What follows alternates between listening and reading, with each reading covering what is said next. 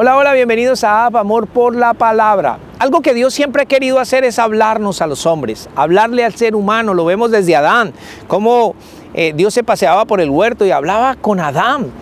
Y así lo quiso hacerse también aún después del pecado. En Éxodo capítulo 20, cuando Dios le está dando los mandamientos a Moisés, Dios hace acercar el pueblo un poco al monte y empieza a hablarles, pero increíblemente el pueblo, los ancianos le dicen: mira, no queremos escuchar la voz de Dios. Más bien que Dios te hable a ti, Moisés, y después tú nos hablas a nosotros. ¿Por qué dijeron esto? Porque tenían miedo de escuchar a Dios. Sí, había una razón, los truenos y los relámpagos y todo lo que sucedía en el monte les hizo temer, pero el deseo de Dios siempre ha sido ese: hablar a nuestro corazón, hablar a nuestra vida de manera personal, sin intermediarios. Sin embargo, ellos colocan allí un intermediario, a Moisés. Y de ahí en adelante, cuando tú lees todo el Antiguo Testamento, tú ves que Dios siempre levantaba un profeta para hablar al pueblo, pero increíblemente no querían escuchar ni aún al profeta que Dios levantaba. Pero sí escuchaban a todos los falsos profetas que se levantaban alrededor, rechazando así la voz de Dios, rechazando así a Dios mismo, porque si rechazaban el profeta de Dios, estaban rechazando a Dios. Cuando vamos al Nuevo Testamento, vemos a Jesús hecho hombre como nosotros, y viene a su pueblo, viene a hablarle a su pueblo, el pueblo de Israel, viene a los sacerdotes, viene a los ancianos de la ley, a los que enseñaban al pueblo, para hablarles a ellos de manera personal, y lo rechazan. Increíble, lo rechazan, no lo reconocen, piensan que es un charlatán, que es un falso profeta. Juan capítulo 1 dice que a los suyos vino y los suyos no le recibieron. Entonces Jesús, ¿qué hace? Va y empieza a predicar a las orillas del mar, en los montes, en las casas, en todo lugar. Empieza a predicar al que sí lo quiere escuchar. Cuando Jesús parte de esta tierra, muere en la cruz, resucita y se va, Él hace una promesa a los apóstoles que enviaría el Espíritu Santo.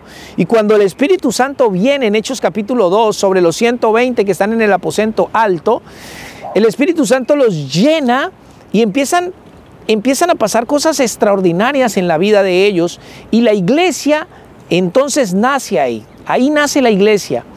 Y ellos tienen un éxito extraordinario. La iglesia impactó toda Roma con el mensaje, impactó toda la sociedad de ese tiempo. Ocurrían cosas maravillosas, milagros, prodigios, sanidades, unas cosas extraordinarias sucedían.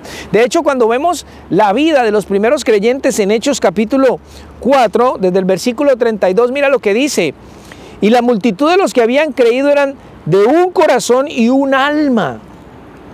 Y ninguno decía ser suyo propio nada de lo que poseía, sino que tenían todas las cosas en común. ¿Cómo puede suceder esto? ¿Por qué hoy no pasa esto? También podríamos preguntarnos. ¿Por qué hoy la iglesia no tiene todas las cosas en común? ¿Por qué hoy no hay este sentir? ¿Y quién era el que provocaba todas estas cosas? Pues era el Espíritu Santo. En el versículo 33 dice: y con gran poder los apóstoles daban testimonio de la resurrección del Señor Jesús, y abundante gracia era sobre todos ellos. Así que no habían entre ellos ningún necesitado, porque todos los que poseían heredades o casas las vendían y traían el precio de lo vendido y lo ponían a los pies de los apóstoles, y se repartían a cada uno según su necesidad. Este mover lo trajo el Espíritu Santo. Él ponía el sentir en la gente de dar, y de dar de una manera increíble, con una generosidad nunca antes vista, porque vendían sus propiedades, vendían y traían todo el precio de lo vendido a los pies de los apóstoles. ¿Por qué sucedía esto? Porque ellos tenían la confianza de hacerlo, porque ellos sabían que los apóstoles lo iban a repartir. No era que los apóstoles hacían reunión de 12 y bueno, la gente ha traído los bienes, mira todo lo que tenemos aquí, entonces Tomás, esto para ti Mateo esto, para Juan aquello, para Marco. Ellos no hacían eso. ¿Qué hacían? Dice allí que ellos repartían a cada uno según la necesidad de la gente. Entonces, todo este mover lo trae el Espíritu Santo, y de aquí en adelante vamos a ver algo que es muy importante, y es cómo Él dirigía, el Espíritu Santo dirigía todas las cosas, en la iglesia. Él hablaba en el capítulo 10, cuando Pedro ve aquella visión del lienzo descender del cielo, con toda clase de animales cuadrúpedos, reptiles, aves, y escucha una voz que le dice: Pedro, mata y come. Y Pedro dice: Señor, yo nunca he comido nada inmundo. Y el Señor le dice: no llames inmundo a lo que yo he santificado. Y 3 veces ve esta visión, y después en Hechos 10:19, mira lo que el Espíritu Santo le dice: y mientras Pedro pensaba en la visión, le dijo el Espíritu: he aquí 3 hombres te buscan, levántate pues y desciende, y no dudes de ir con ellos, porque yo los he enviado. Era el Espíritu Santo el que guiaba a la iglesia, el que, prácticamente te voy a decir esto, mira, el que pastoreaba la iglesia era el Espíritu Santo. Él decía qué hacer y qué no hacer. Él decía a dónde ir y a dónde no ir.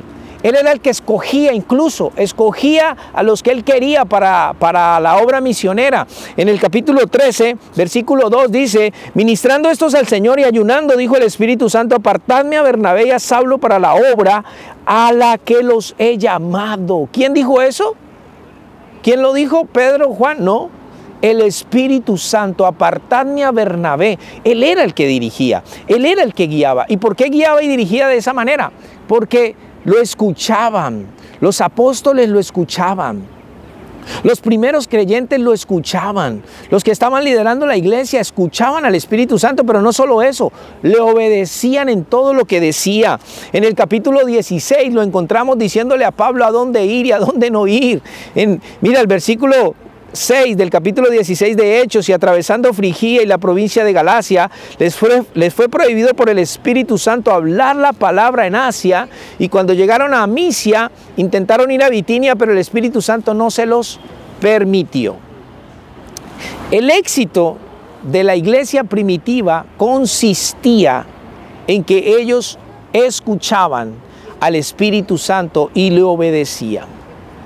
Ahora, todos estos apóstoles mueren, ya sabemos cómo van muriendo cada uno, los persiguen, los matan. Estos primeros creyentes empiezan a morir y sucede algo increíble. La iglesia deja de escuchar al Espíritu Santo. Y cuando queda el último de los apóstoles, anciano ya, aislado en una isla llamada Patmos, y dice: en el día del Señor tiene una visión, ve al Señor Jesucristo resucitado, lo ve en toda su gloria, en todo su esplendor, en toda su majestad y autoridad. Y entonces el Señor le da 7 mensajes a 7 iglesias de la provincia romana de Asia. Te voy a decir por qué te digo que la iglesia dejó de escuchar al Espíritu Santo.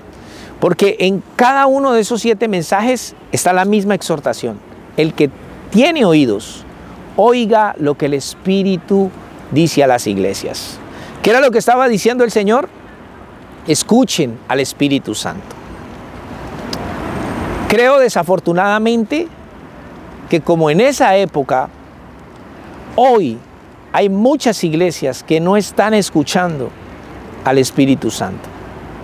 Es necesario que volvamos nuestros oídos y nuestra atención al precioso Espíritu Santo que nos ha sido dado, que nos fue enviado para pastorear la iglesia, para enseñar, para todas las cosas. Escúchame lo que te voy a decir y con esto termino. Para poder tener éxito, no solo en la iglesia, sino en todo lo que nosotros hagamos en esta tierra, como padres, en nuestras empresas, en alguna profesión, en cualquier cosa que hagamos, la clave para tener éxito es escuchar al Espíritu Santo. Bendiciones.